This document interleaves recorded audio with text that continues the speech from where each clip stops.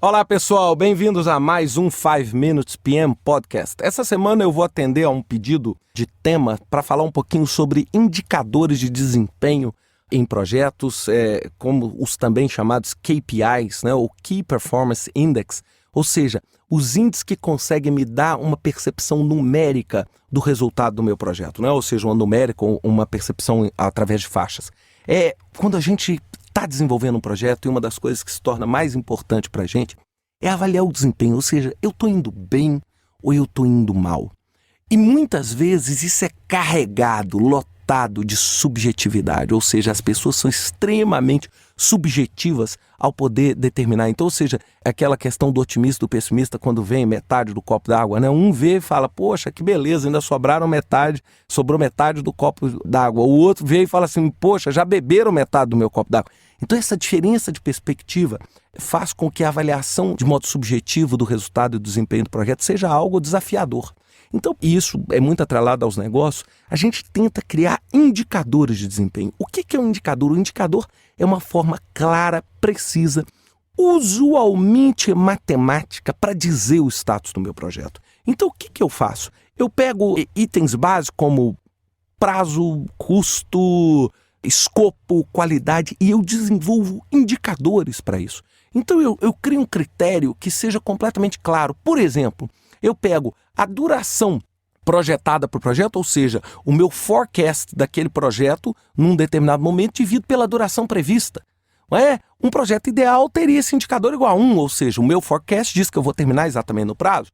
E eu posso criar um indicador, por exemplo, de faixa. Olha, se esse indicador der acima de 1,05, eu vou ter o quê? Naturalmente, um indicador amarelo, que pode me dar um alerta, ou vermelho. Isso vai depender, obviamente, da tolerância de cada organização.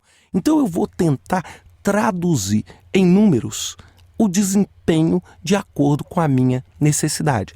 E isso se torna fundamental quando eu tenho processos dentro da minha organização associando projetos à estratégia e, por exemplo, a um trabalho de BSC, um Balance Scorecard, onde eu vou ter indicadores de desempenho da estratégia, ou seja, dentro dos meus objetivos estratégicos, como é que meus indicadores vão estar? E muitas vezes, para não dizer na maioria, nós vamos ter o quê? Indicadores relacionados ao desempenho desses projetos. Então, esses indicadores vão o quê? Vão permitir que você tenha uma faixa, e isso é uma excepcional ferramenta de comunicação, né? Ou seja, o gráfico, o visual. Se a gente pega, por exemplo, um jornal como a Folha de São Paulo, uma das coisas em que eles são melhores é na capacidade que eles têm de transmitir a ideia deles. Então, eles têm os infográficos, as tabelas, os gráficos, e o indicador é uma forma visual. Então, ou seja, por exemplo, quando você está no sinal de trânsito, você olha vermelho, você sabe, pare.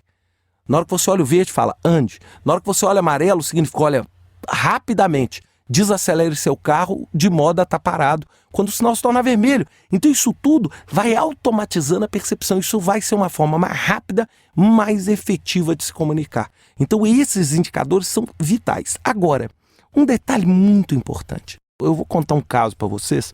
Eu tive um projeto onde eu fiz um trabalho de construção desses indicadores, né? Um trabalho que é bastante difícil, né? Porque é um trabalho de convencimento, dizer o que é atraso? Atraso é 1%, atraso é 2%, atraso é 10%, atraso é 30%, depende da percepção de cada um. E aí nós fizemos esses indicadores, né? E aí aplicamos isso ao portfólio desse cliente, né? E aí nós aplicamos e vimos assim, estava tudo vermelho.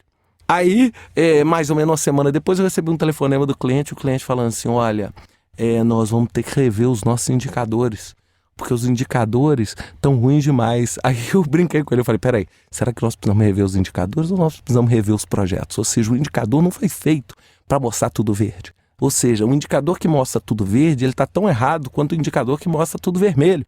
Ou seja, se você constrói um indicador frouxo, né? O que é um indicador frouxo? Falar, olha, se o projeto atrasar até 3 anos, então é verde. Pô, isso aí, esse indicador em nada é absolutamente a mesma coisa. E, obviamente, esse indicador ele tem que mostrar a percepção do grupo e da organização sobre o projeto. É muito interessante, por exemplo, né, falando sobre política, mas sem fazer um julgamento político, se a gente olhar o atual governo, o governo do presidente Lula e o governo anterior do presidente Fernando Henrique, vocês já notaram que dependendo da ótica que você olhe, nós estamos mal. Tudo depende do tipo de indicador que você constrói, né? Do tipo de indicador, ou seja, você pode ter um candidato a prefeito que tinha 1% das eleições, dos votos na eleição passada e passou para 2%, e aí ele pode colocar um gráfico falando que é o candidato que mais cresceu, porque ele cresceu 100%. Essa informação não está errada, mas ela induz ao erro. Ela induz ao erro. Então, ou seja, o índice, ao mesmo tempo que ele dá essa facilidade para a gente observar o resultado e a dinâmica do nosso projeto, ele também é fortemente perigoso se a gente constrói um indicador manipulado, né? Ou seja, um indicador cujo objetivo é mostrar única e exclusivamente aquilo que eu quero mostrar.